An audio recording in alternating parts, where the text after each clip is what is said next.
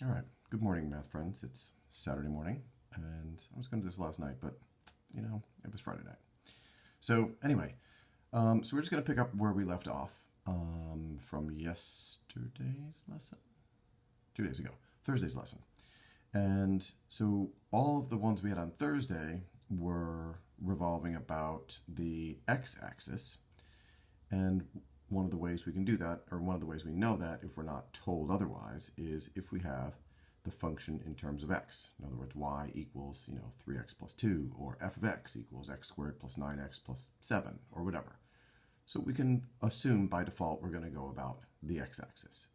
Here we can see that the functions, or not functions I should say relations, are in terms of x. So x equals y cubed and x equals y squared.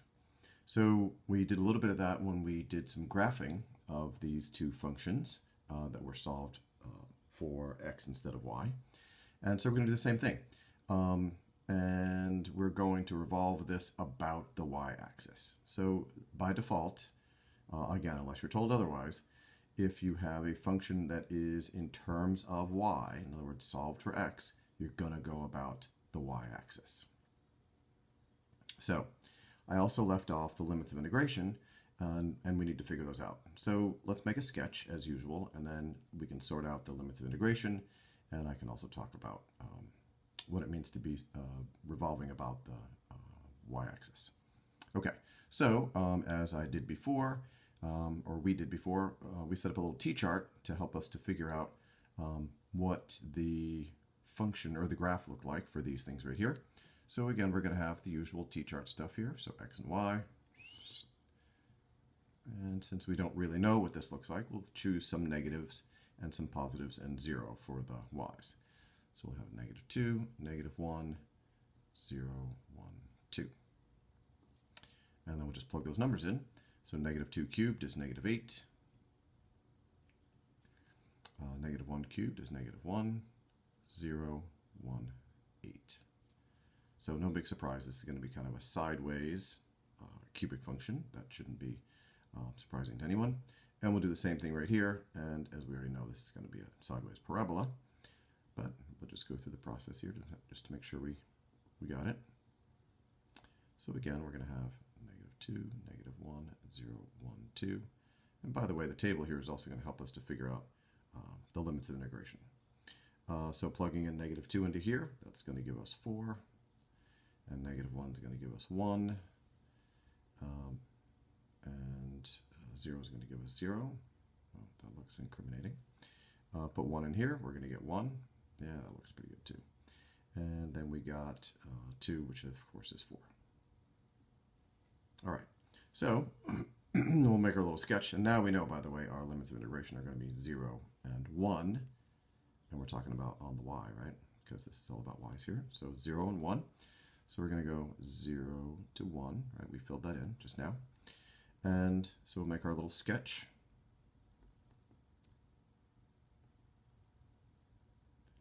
And since we know we're 0 to 1, we don't really need to worry about these negative bits right here, so we'll just do the positive bits.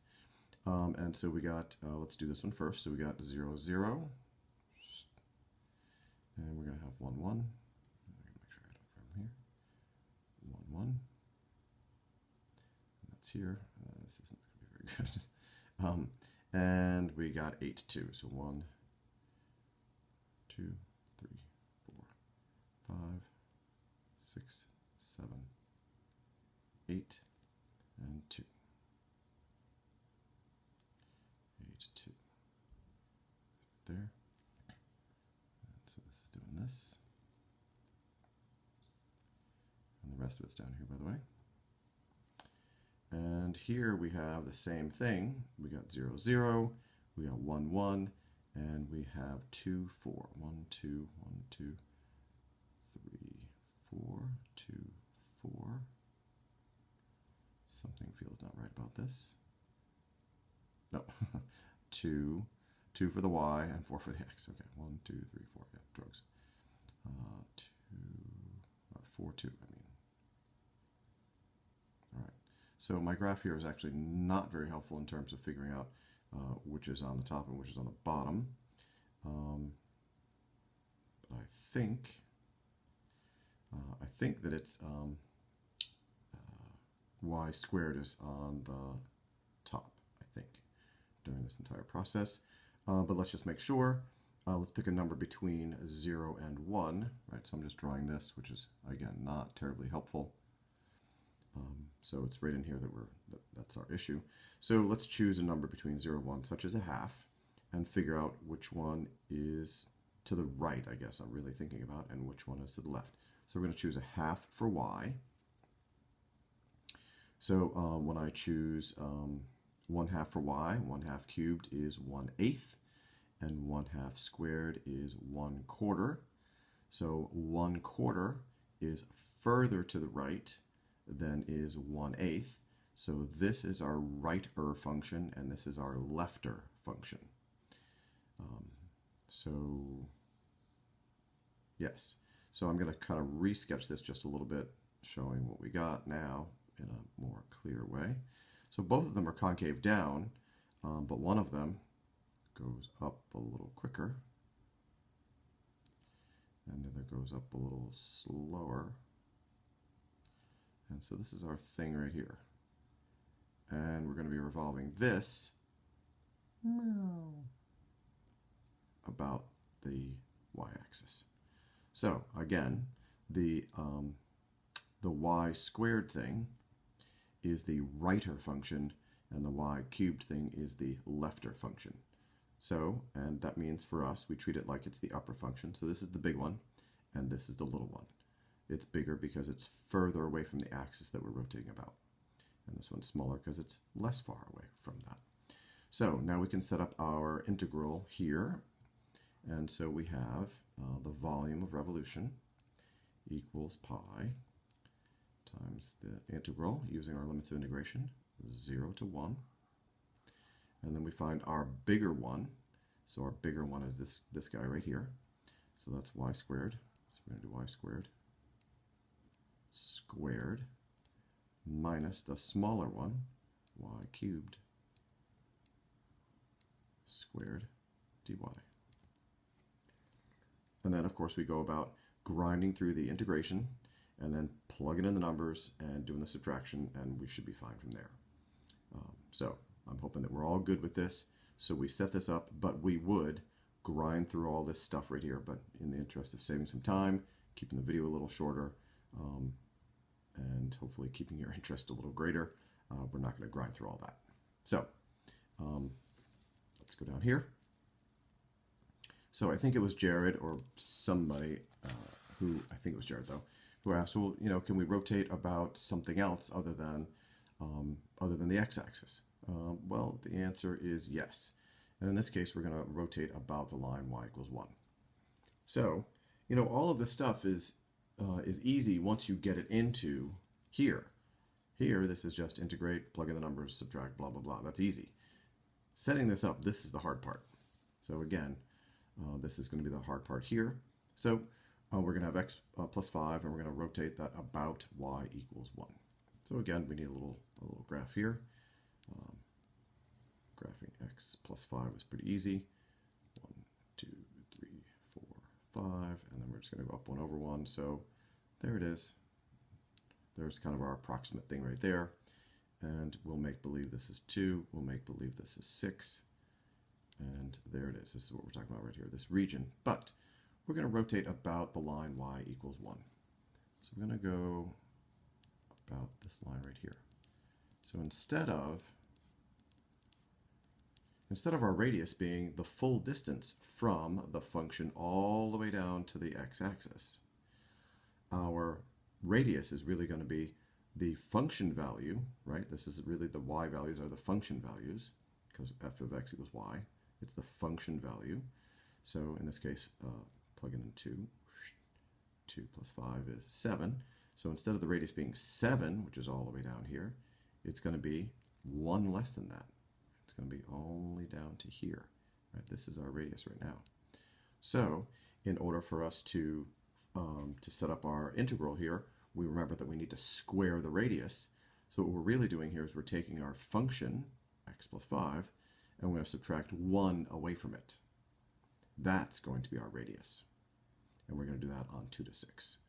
So, doing our usual thing here, volume equals pi, limits of integration, 2 to 6, of the radius squared. So I'm going to show you here the radius. So we got x plus 5, this is our function, minus 1, right? We're going to subtract away 1 because our radius is not going all the way down to the x-axis, but only down to y equals 1. Close that up, square it, and dx. And obviously we would clean this up here, and just to clean it so you can see it a little bit better, 2 to 6, and we get x plus 5 minus 1, which is really, of course, x plus 4. Squared dx, and again from here we would square this out, or we could integrate because this is if we use substitution concept, the derivative of x plus 4 is just 1, and we have a 1 here, so we could integrate this as is, right? X plus 4 cubed over 3, and then plug in the numbers and do our thing. Or we could square this out and integrate each of the pieces. Either way is good. But anyway, we're going to integrate, we're going to plug in the 6, going to plug in the 2, we're going to subtract, and of course multiply by pi at the end, and we'll have our answer. Okay, good. So this is our first foray into rotating about something other than the x-axis or the y-axis. So we rotated about y equals 1. So we're going to do another one of those. And we're going to rotate around y equals 2. But we have a trickier function here, x squared plus x plus 1. Again, this is not a big deal. So x squared plus x plus 1, I'm not going to really worry too much about what it looks like. It's a parabola, right? And the y-intercept is going to be 1, right? 0, right? Checking out the y-intercept, plugging in zeros for the x's, 0, 0, 1. So we know the y-intercept is going to be 1 here. And then plugging in 1, we get 1 plus 1 is 2, plus 1 more is 3. So we got 1, 3, 2, 3. So here we are here. And it's some sort of parabola thing, right? It's doing this. And we're going to go from 1 to 3, 2, 3. Doesn't really matter what those things are. And we're going to rotate about the line y equals 2. So here's 1, 2. Here's our line y equals 2. And so our radius is going to be from the function down to y equals 2, and that just means we're going to make the radius 2 smaller than it would be, right? And again, the radius is the function value. So we're ready to do our volume thing here. Did I do pi on the other one? Yeah, okay, good. So we got pi, and then we integrate from 1 to 3, 1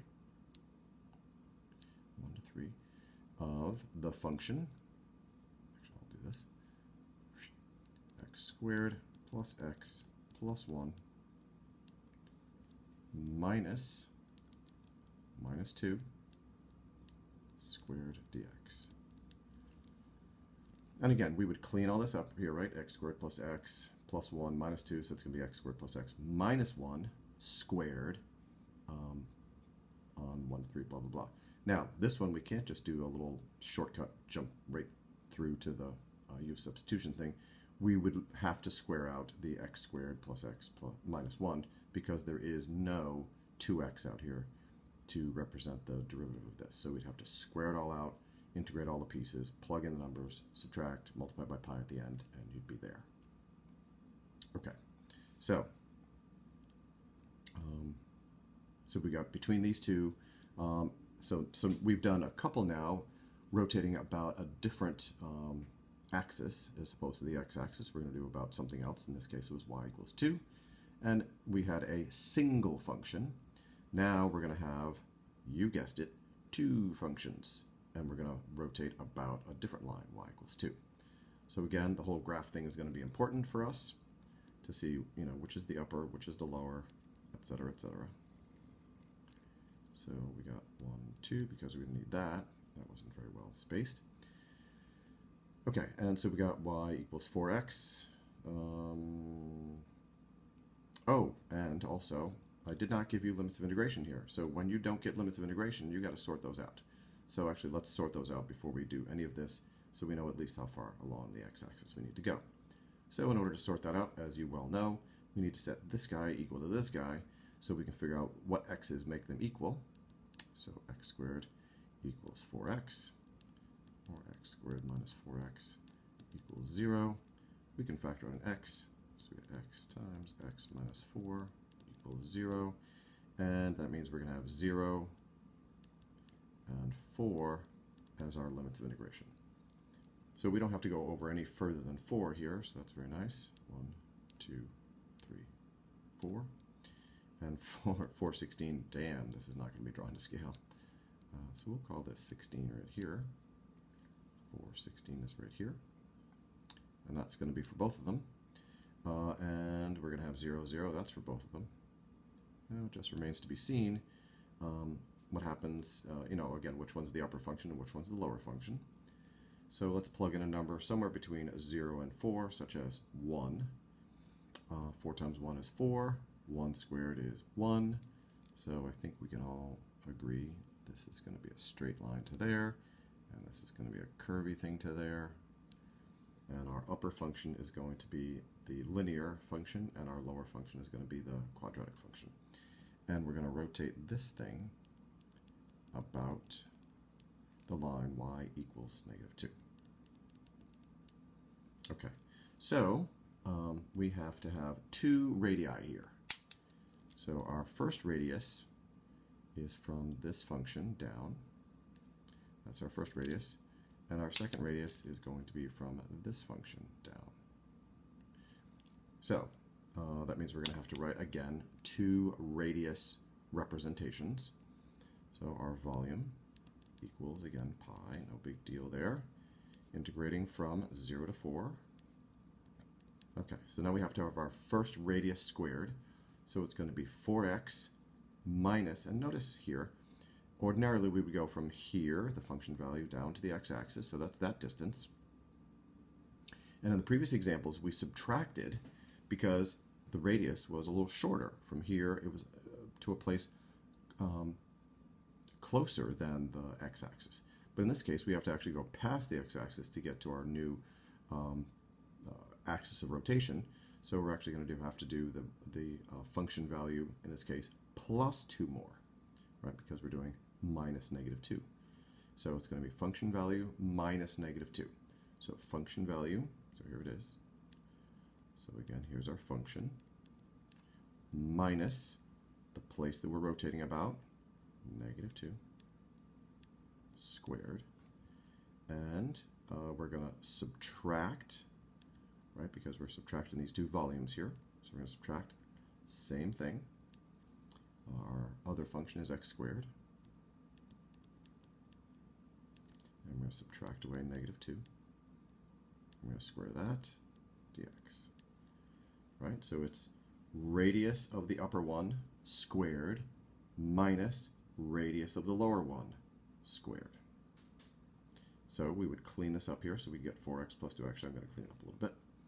So pi integral 0 to 4 of 4x plus 2 squared minus x squared plus 2, x squared plus 2 squared dx. All right, so we would square this out. We would square this out. We'd distribute the negative sign, collect all the like terms. Right, so this is going to be 16x squared minus, well, that's not going to be x squared, it's going to be x to the 4th. Anyway, so we're going to have a negative x to the 4th, blah, blah, blah, blah, blah. So, so anyway, we'd collect all of our like terms, integrate each of the individual pieces, and then, plug in 4, plug in 0. The plugging in 0, of course, is going to be pretty easy. Subtract those and multiply by pi. So, yeah, so again, this is a little trickier. We need to be careful. Recognizing that the radius, we have actually 2 radii, and we're going to be adding this -2 bit, or the 2 actually, because the radius is longer than it would have been if it was just down to the x-axis. Okay, last one. So we had fun rotating about about a line parallel to the x-axis. So now we're going to rotate about the y-axis and a line parallel to the y-axis. So again, I've chosen these to be kind of representative. And in the previous example where we had to go So when we rotate about x equals -2, that's a vertical line. And so since we're going to be rotating about a vertical line, that's going to be similar to rotating about the y-axis. That means we need to have these functions here in terms, well, solved for x. So we need to have the functions in terms of y. So that's really going to be our first thing right here. So let's solve both of these guys for y. And I left this blank so that we can, again, figure out what our limits of integration are going to be. And it's probably going to be helpful for us to, make a little sketch here. But again, I think we know what this looks like. It's going to be our square root function. This is just going to be a linear function. So let's solve each of these for x. So here we're going to have x equals 1/4 y. And this is going to be x equals plus or minus square root of y. Okay, so again, making a little t-chart. Left plenty of room here for this one. So we got a little t-chart. And we don't know where they're going to meet. So, but the nice thing about this is we don't really have to choose any negative y's here because that's not really going to be very helpful for us. So we only have to worry about some positive y's. So I'm going to choose some nice positive easy y's to work with, 0, 1, and 4. And so I'll do that for this one as well. So plugging in 0. So 1/4 of 0, of course, is 0. 1/4 of 1 is 1/4, and 1/4 of 4 is 1. And we're going to do the same tricks over here, x and y. And we got 0, 1, and 4. And square root of 0 is 0, square root of 1 is 1, square root of 4 is 2. So we're going to match up at, this is not making me very happy here. Oh crap, we have to go up to 16. Square root of 16 is 4, 1/4 of 16 is 4, so we got to go up to 16. Damn it. Or up to 16, I guess, in this case. So I'm just going to throw 16 in here. I'm going to throw 16 in here. Because we found that these matched, but we didn't find any other matches until we get to 16. So the square root of 16 is 4. And the square root of 16, the 1/4 of 16 is 4. So there it is. So these are our 2 points that match. And since we're doing this all in terms of y, our limits of integration are going to be 0 to 16. So 0 to 16. And we're doing that on the y-axis, 0 to 16. Okay. So let's make a little sketch here. And we're going to be around x equals -2. Okay, cool. So we need to make sure we got some of that as well. All right, so here's 1, 2. So here's where we're going to be rotating about. And we have, so let's do this one first. So let's do 0, 1, and 4. So it continues to be easier for me to think about 1, 2, 3, 4. These ordered pairs in terms of x first, y second. And let's count by 2's. 2, 4, 6, 8, 10, 12, 14, 16. Okay. 16. Okay, so we'll graph our points here. So 0, 0. And 1, 4. Oops, 2, 4. And 4, 16. 4, 16. So that's a nice straight line. And here we have a 0, 0. No big surprise there. 2. What's happening right here? 2, 4. Oh, 2, 4 is here, right? 2, 4 is here. Yep. And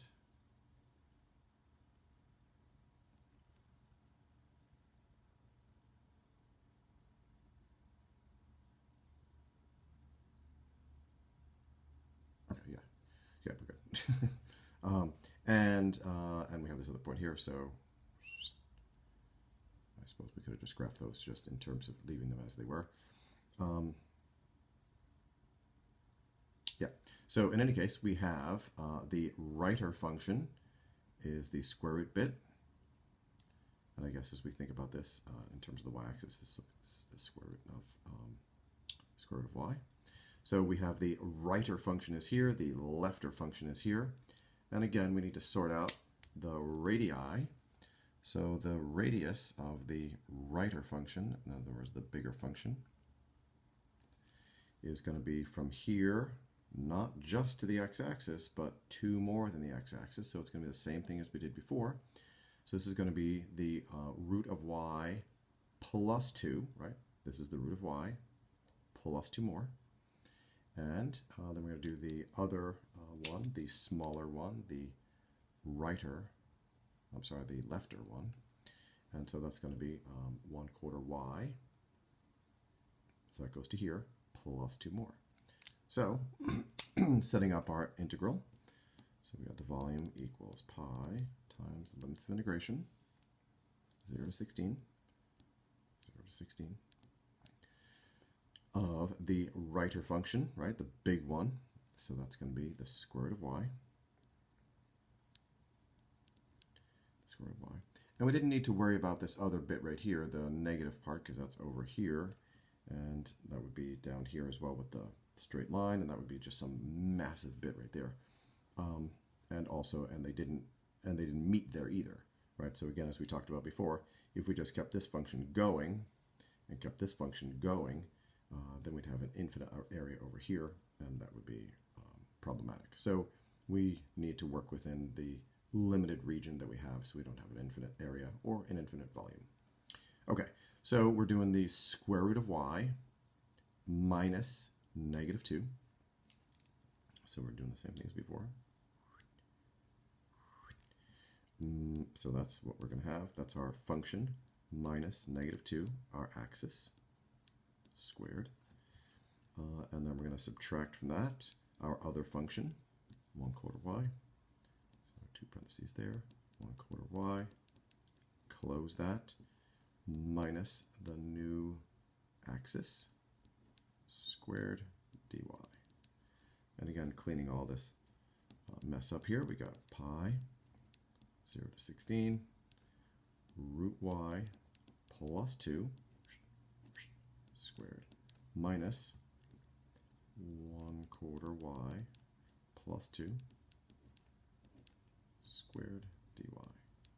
And again, we would square this out, subtract, making sure we distribute, plug in the 16, plug in the 0, subtract, multiply by pi at the end, and bada bing, bada boom, you're done.